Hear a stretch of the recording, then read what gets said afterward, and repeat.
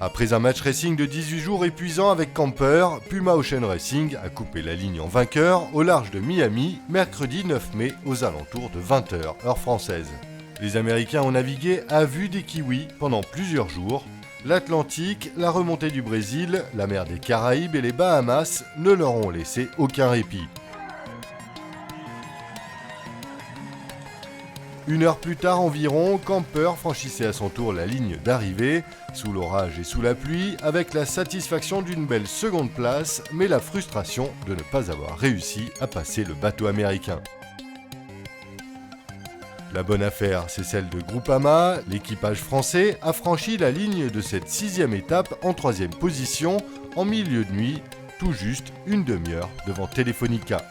La lutte avec le bateau espagnol a été intense jusqu'à l'arrivée. Les Français avaient quitté Itajaí en dernière position pour s'accrocher pendant plus d'une semaine en queue de flotte avant de dépasser Abu Dhabi et finalement Telefonica. On a une première semaine très difficile où on s'est fait décrocher dès les premiers jours et à cause de la météo on a toujours perdu des milles et des milles et des milles, donc c'était extrêmement frustrant pour l'équipage.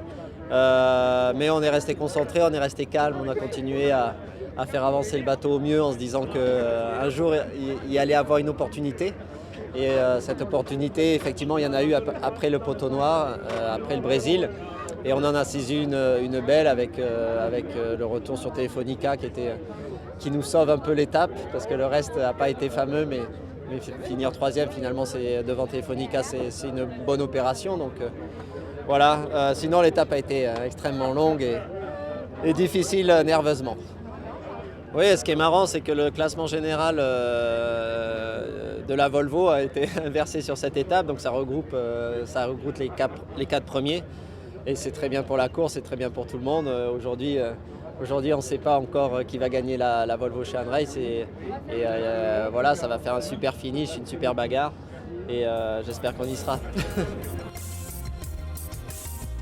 La prochaine étape, c'est celle de la Transat entre Miami et Lisbonne au Portugal.